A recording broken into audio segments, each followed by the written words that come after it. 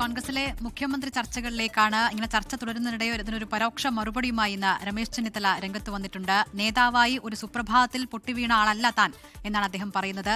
സൈക്കിളിൽ പോയി KSU പ്രവർത്തനം നടത്തിയിട്ടുണ്ട് എന്ന് അദ്ദേഹം പറയുന്നു. ഇന്ന് സോഷ്യൽ മീഡിയയിൽ എഴുതിയാൽ നേതാവാകും എന്നും രമേശ് ചെന്നിത്തല പറഞ്ഞു. എറണാകുളത്ത് ധീവർ സ്മാരക അവാർഡ് ദാന ചടങ്ങിൽ സംസാരിക്കുകയായിരുന്നു രമേശ് ചെന്നിത്തല. ഒരു ദിവസം നമ്മൾ സുപ്രഭാതത്തിൽ പൊട്ടിവിടണമെന്നുമല്ല.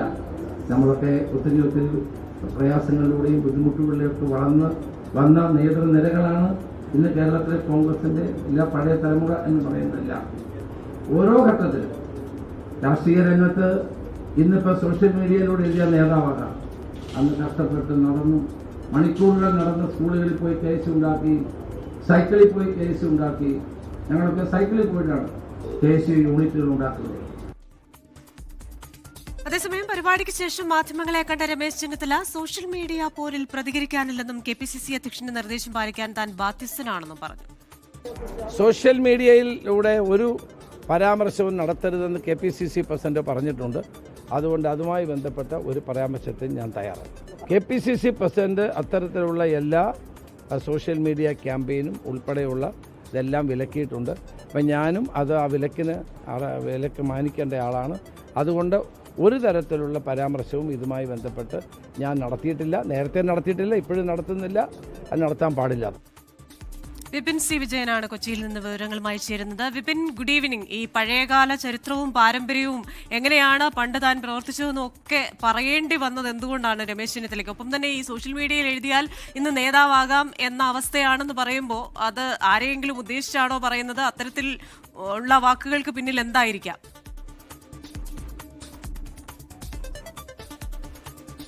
യെസ് ക്രിസ്റ്റീന, ദിൽന, ഈ ഒരു വോട്ടെടുപ്പിന് ശേഷം ഈ കോൺഗ്രസിലെ മുഖ്യമന്ത്രി ചർച്ച സജീവമായിട്ടുള്ള ഒരു സമയമുണ്ടായിരുന്നു. ഈ സമയത്ത് തന്നെ എറണാകുളത്ത് നിന്നാണ് ആ ചർച്ചയുടെ ആദ്യത്തെ തുടക്കമുണ്ടാവുന്നത്. അതായത് DCC അധ്യക്ഷനായിട്ടുള്ള മുഹമ്മദ് ഷിയാസ് ആണ് എറണാകുളത്ത് നിന്നാവണം ഒരു മുഖ്യമന്ത്രി എന്നുള്ള ഒരു ആഗ്രഹം പ്രകടിപ്പിക്കുകയും ആ ചർച്ച ഉണ്ടാവുകയും ചെയ്തത്. പിന്നീട് അത് VD Satheesan army, KC army എന്നൊക്കെ പറഞ്ഞ് അതിന്റെ തലം തന്നെ മാറിപ്പോവുകയായിരുന്നു.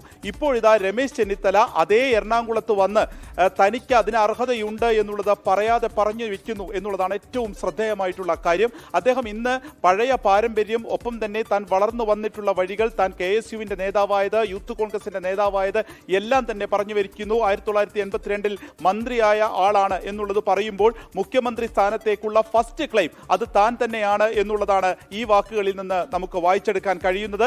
സ്വാഭാവികമായിട്ടും വോട്ടെണ്ണൽ കഴിയുകയാണെങ്കിൽ ഈ നിയമസഭാ തിരഞ്ഞെടുപ്പിൽ വിജയിച്ചു വരുന്ന ഒരാൾ എന്നുള്ള നിലയ്ക്ക് ഈ കോൺഗ്രസിനെ സംബന്ധിച്ച് ഏറ്റവും കൂടുതൽ സീനിയോറിറ്റി, സംഘടനാ തലത്തിൽ പ്രവർത്തന പരിചയം, ഒപ്പം തന്നെ പാർലമെന്ററി രംഗത്തുള്ള പരിചയം, ഇതൊക്കെ നോക്കുകയാണെങ്കിൽ ഈ 3 പേരിൽ ഇപ്പോൾ സജീവമായി നിൽക്കുന്ന പേരുകളിൽ ഏറ്റവും കൂടുതൽ അതിന് അർഹനായിട്ടുള്ള ഒരാൾ താനാണ് എന്നുള്ളത് പരസ്യമായി തന്നെ രമേശ് ചെന്നിത്തല പറഞ്ഞു വെക്കുന്നു എന്നുള്ളതാണ് ഇന്നത്തെ ഈ ഒരു പ്രസംഗത്തിൽ നിന്ന് വായിച്ചെടുക്കേണ്ട, വിലയിരുത്തേണ്ട ഏറ്റവും പ്രധാനമായിട്ടുള്ള കാര്യം. അപ്പോൾ ഇനി വരുന്ന ദിവസങ്ങളിലും താൻ ഒരടി പോലും ഇതിൽ നിന്ന് പിന്നോട്ടില്ല എന്നുള്ളത് കൂടി എടുത്തു പറയണം. കാരണം ഈ സോഷ്യൽ മീഡിയ ചർച്ചകളിലൂടെ ഉയർന്നു വന്നിട്ടുള്ള ഒരാളല്ല എന്ന് പറയുമ്പോൾ ആദ്യഘട്ടത്തിൽ, അതായത് ഇങ്ങനെയൊരു ചർച്ച സജീവമായിട്ട് വരുന്ന ഒരു ഘട്ടത്തിൽ തന്നെ പിന്നിലേക്ക് നിന്ന ഒരാളായിരുന്നു രമേശ് ചെന്നിത്തല എന്നുള്ളതാണ് അവരുടെ ക്യാമ്പിന്റെ ഒരു പൊതുവികാരമുള്ളത്. അങ്ങനെ ഇനി പിന്നോട്ട് നിൽക്കേണ്ടതില്ല, തുറന്ന് തന്നെ പറയാനുള്ളതെല്ലാം തന്നെ പറഞ്ഞു പോകാം. കാരണം ആ സീനിയോറിറ്റിയുടെ കണക്കിൽ താൻ ഒട്ടും പിന്നിലല്ല, താൻ മുന്നിൽ തന്നെയാണ് എന്നുള്ളതാണ്. അപ്പോൾ ഇനി വരുന്ന ദിവസങ്ങളിൽ ഇത് സജീവ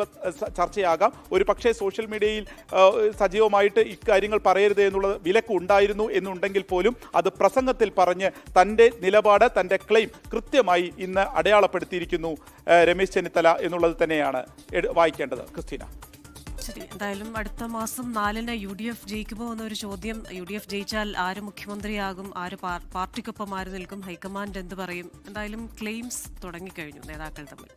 അതെ, വിപിൻ സി വിജയനാണ് വിവരങ്ങൾ നൽകിയത്. ഇതുമായി ബന്ധപ്പെട്ടൊരു പ്രതികരണത്തിലേക്ക് തന്നെയാണ് കോൺഗ്രസിലെ മുഖ്യമന്ത്രി ചർച്ചകളിൽ CPM സംസ്ഥാന സെക്രട്ടറി MP ഗോവിന്ദൻ കൂടി ഇന്ന് പ്രതികരണം നടത്തിയിരിക്കുന്നു. കോൺഗ്രസ് നേതാക്കൾ ഉയർത്തിയ മുഖ്യമന്ത്രി ഫ്ലക്സിന്റെ ആയുസ് അടുത്ത മാസം 4-ാം തീയതി വരെ മാത്രം എന്നാണ് MP ഗോവിന്ദൻ പറയുന്നത്.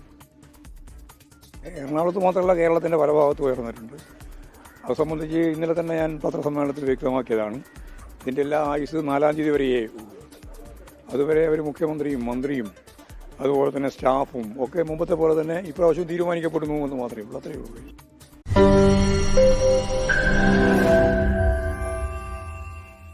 ലോകത്തെവിടെയായാലും ഏത് സമയത്തും 24 വാർത്തകളും ഓഗ്മെന്റഡ് റിയാലിറ്റി പാക്കേജുകളും എക്സ്പ്ലെയിനറുകളും വിശദമായി കാണാൻ ഞങ്ങളുടെ യൂട്യൂബ് ചാനൽ നിങ്ങൾക്ക് സബ്സ്ക്രൈബ് ചെയ്യാം.